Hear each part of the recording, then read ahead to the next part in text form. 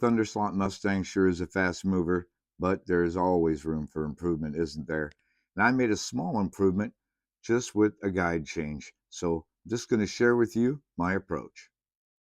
Okay, a couple reasons for this guide change is, first of all, the original one broke when we showed you in the review. Over tightening that screw, you have to be careful. You can snap this pretty easily, so it needed to be changed. The second reason is, as you can see, the guide blade here, the stock, is just very thin and has a lot of side-to-side free play, and that just isn't ideal on our tracks.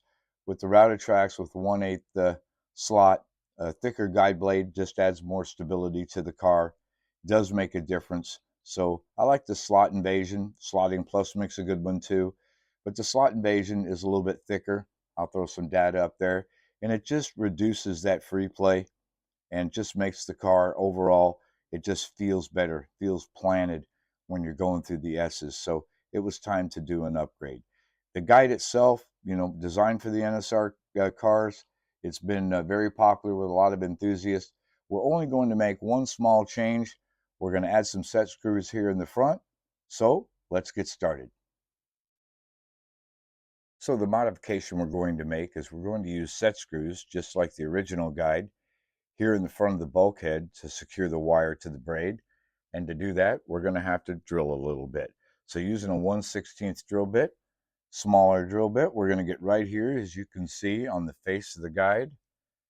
There's like a little flat spot right there, and you can basically just get as centered as you want, and then gently,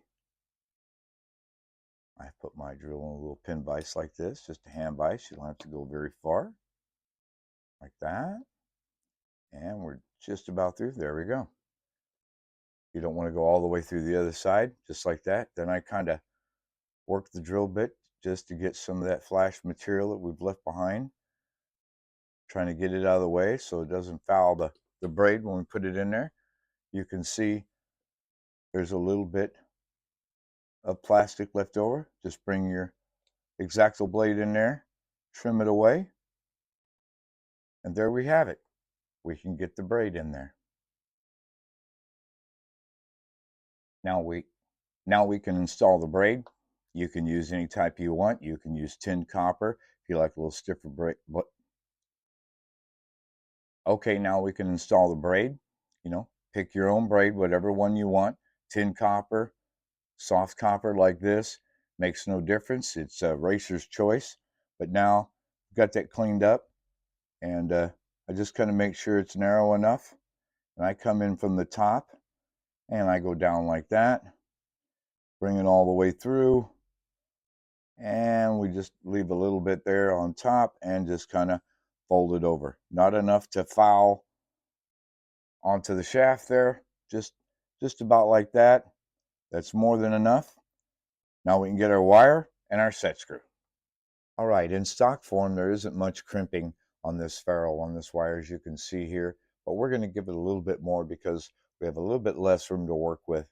So I'm going to go ahead and just give that a little bit right there. Just flatten it out a little bit. It's not going to hurt anything doing that. And now we have a nice flat surface for the smaller set screw to make contact with. Okay, time to install the set screw. We're just using a standard M2 set screw, about 3mm long. Doesn't need to be any longer than that. These are the same screws found in your slotted gears, slotted wheels. You're going to need your 09 wrench to install this, but I like the smaller screw. You just don't need the larger ones, especially for the bulkheads of this size. Anyway, you're going to want to go right up there to the hole you drilled, and you're just going to have to use a little bit of pressure to get things started, and there you have it. You'll get in there, and then you can see and feel it making contact with the ferrule. You don't want to over tighten. That's about it. There we have it. We are good to go, very secure. Now we can install the guide in the car. All right, well, we have it installed just using the standard screw here and washer. The post is just a little bit shy of flush in the chassis, but still plenty of material to bite into, and we have a good free range of motion. Now, the other thing about the guide that's important is not just the blade thickness, but the free play vertically. You don't want the guide to be leaning into the corners. That just promotes deslotting, kind of at speed. You can't see it, but you can certainly feel it and see the results. And this one is a really good fit in the chassis. The stock shaft diameter is 3.37. This one is 3.34. So yeah, like I said, it's about as good as it gets. And the testing, well, that's been all the proof I've needed. It just feels really good. Nice, solid performer. Anyway, hope that helps you guys out there. And as always, I look forward to your feedback online.